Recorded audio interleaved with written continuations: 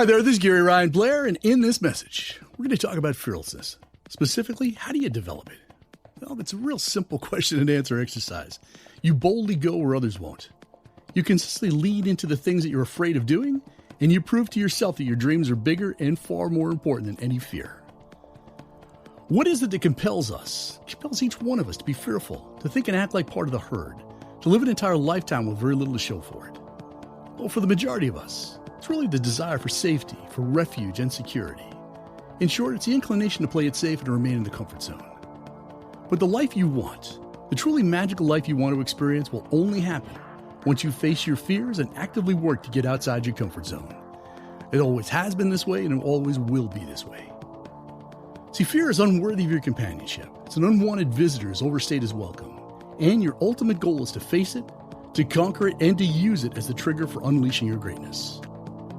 And the human being who does not wish to belong to the masses, who dares to show the world what he or she is capable of creating, must cease being controlled and manipulated by fear.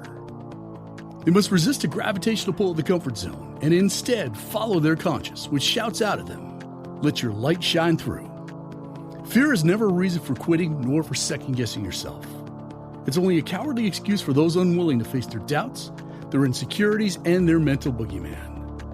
Therefore, your first duty in rising to meet a challenge is to conquer fear and the mental resistance that brings along with it. You must choose to get rid of it, or any hope, dream, or goal that you're considering will wind up dead on arrival. So what is fear costing you? What are the consequences of keeping your dreams on hold? What is the impact of your life when you run from rather than towards a challenge?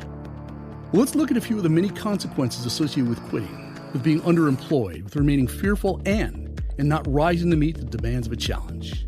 The first is a diminished sense of self-worth and personal value. Eventually, you come to think of yourself as the kind of person who is undeserving of success. And when you begin to lose faith in yourself, it leads to a downward spiral of psychological devastation that's extremely difficult to overcome. The second is perpetuation of pain. Avoiding a challenge and running from your fears only achieves self-sabotage and a perpetuation of pain, which leads to a cycle of failure and a lifetime of disappointment. Failure's high price is commonly imposed through bankruptcy, depression, unemployment, poor grades, stress, and other forms of physical and psychological pain. The third consequence is character assassination. By allowing fear to control your life, you'll serve as a disturbing example of wasted talent, of someone who chose fear over courage. Your life will be viewed as a sad consequence of neglect, of excuse-making, self-pity, poor character, lack of direction, and courage deficit. The fourth reason is development of a quitter reputation. See, quitting is a habit. It's the path of least resistance. Facing your fears requires that you increase your level of resistance and tolerance to pain, to inconvenience, and to sacrifice. And once you develop a quitter reputation, your options will become limited. Your reputation will become questionable, and your future will be in serious jeopardy. And finally, number 5, you become a traitor. By refusing to face your fears, you by default choose to betray, to openly resist, and to rebel against opportunity and the chance for a better life. In effect, you become your own worst enemy, a real-life Benedict Arnold, your very own Judas Iscariot, as the greatest form of betrayal is betrayal of oneself.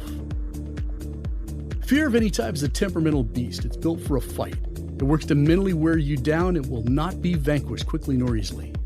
That's why if you're ever going to find your greatness, you've got to expose yourself ruthlessly to the cold hand of death and feel the fear and the anxiety that's associated with that without trying to run away from it.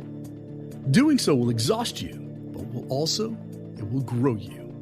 And once you've confronted your mental boogeyman, you'll come to the understanding that everything you want to be, have, and do in life will only be found on the other side of fear.